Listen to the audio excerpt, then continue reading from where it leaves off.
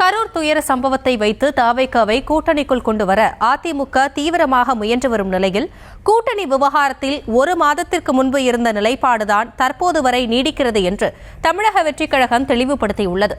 கூட்டணிக்கு பிள்ளையார் சுழி போட்டுவிட்டதாக உற்சாகம் பொங்க பேசியிருந்த எடப்பாடி பழனிசாமியின் ஆசை நிராசையாக மாறிவிட்டதா என்பதை விளக்குகிறது இந்த தொகுப்பு. மூச்சுக்கு முன்னொரு தடவை அம்மா அம்மா அம்மான்னு சொல்லிக்கிட்டு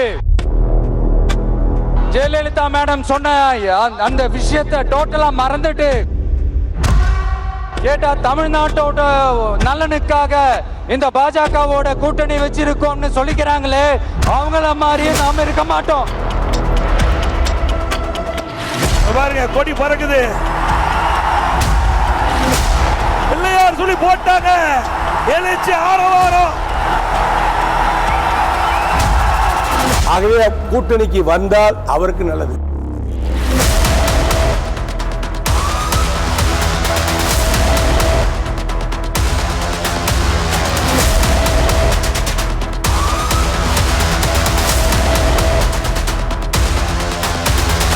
ஒரு மாதத்துக்கு முன்னால் என்ன நிலைப்பாடோ அந்த நிலைப்பாட்டில் இப்போ வரைக்கும் எந்த மாற்றமும் இல்லை.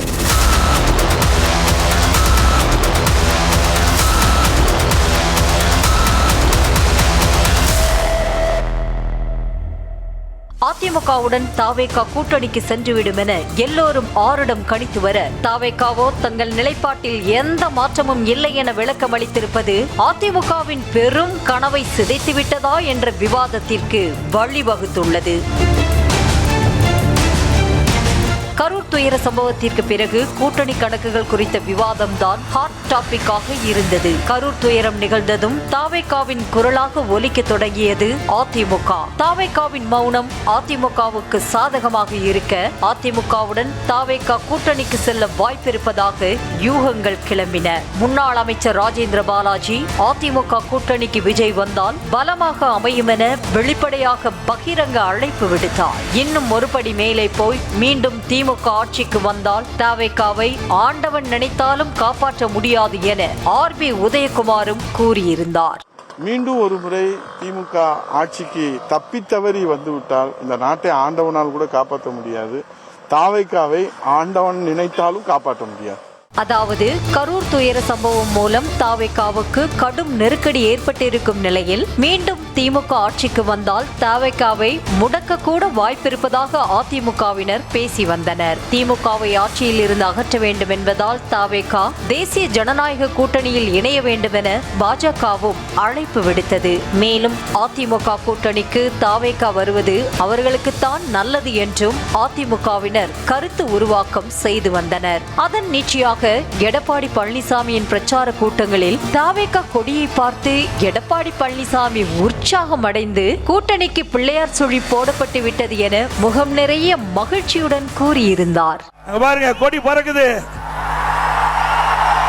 பிள்ளையார் சொல்லி போட்டாங்க, எழுச்சி ஆரவாரம்.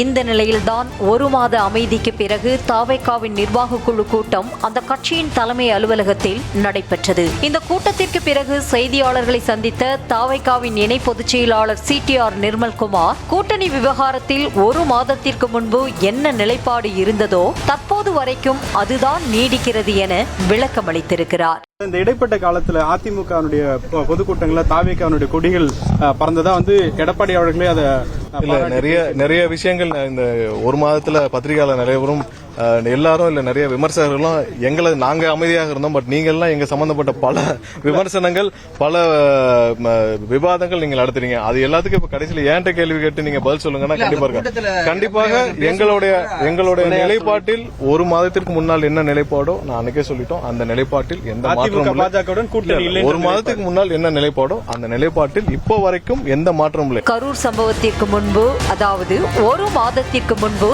தங்கள் தலைமையில் கூட்டணி என்பதுதான் தாவேகாவின் நிலைப்பாடாக இருந்தது. மேலும் விஜய் தான் முதலமைச்சர் வேட்பாளர் என்று சொல்லிதான் சுற்றுப்பயணமே தொடங்கப்பட்டது. அப்படி இருக்கையில் எடப்பாடி பழனிசாமி தலைமையை ஏற்று கூட்டணிக்கு செல்ல வாய்ப்பு இல்லை என்பதையே நிர்மல்குமாரின் பேச்சு வெளிப்படுத்தும் செய்தியாக உள்ளது. கரூர் சம்பவம் நிகழ்ந்த அன்று நாமக்கல் பிரச்சாரத்தில் பேசும்போது கூட எந்த காரணம் கொண்டும் பாஜகவுடன் கூட்டணி இல்லை என விஜய் பேசியிருக்கிறார் என்பதால் கரூர் சம்பவத்திற்கு பிறகும் கூட பாஜக இருக்கும் அணிக்கு விஜய் செல்ல வாய்ப்பு இல்லை என்பதையே காட்டுகிறது.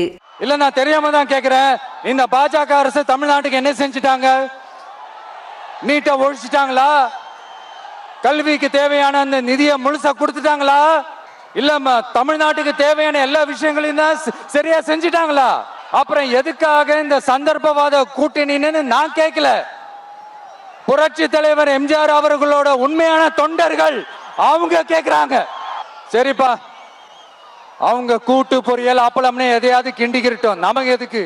அதிமுக பல அணிகளாக சிதறி கிடக்கும் நிலையில் திமுகவை வீழ்த்த கூட்டணியை பலப்படுத்த வேண்டுமென தீர்க்கமாக இருக்கும் எடப்பாடி பழனிசாமி எப்படியாவது தாவேகாவை கொண்டு வர வேண்டுமென முனைப்பு காட்டினார். தாவேகாவின் வருகையை மலை போல நம்பியிருந்த அதிமுகவுக்கு தாவேகாவின் விளக்கம் பின்னடைவாக பார்க்கப்படுகிறது. கரூர் நெருக்கடிக்கு பயந்து கூட்டணி நிலைப்பாட்டில் விஜய் சமரசம் செய்து கொள்ள வாய்ப்பிருப்பதாக கணிக்கப்பட்டு வந்ததும் கணிப்பிலேயே முடிந்திருக்கிறது. அந்த வகையில் அதிமுகவின் அழைப்பை தாவேகா நிராகரித்திருப்பதோடு வருகிற தேர்தலில் தாவேகா பெரும்பாலும் தனித்து நிற்கவே வாய்ப்பு என்ற யூகத்திற்கு வலு சேர்த்துள்ளது. தனித்து நின்றோ தனது தலைமையிலோ கூட்டணி அமைத்து விஜய் தனது பலத்தை நிரூபிக்கும் முடிவில் இருப்பதாக சொல்லப்படுகிறது.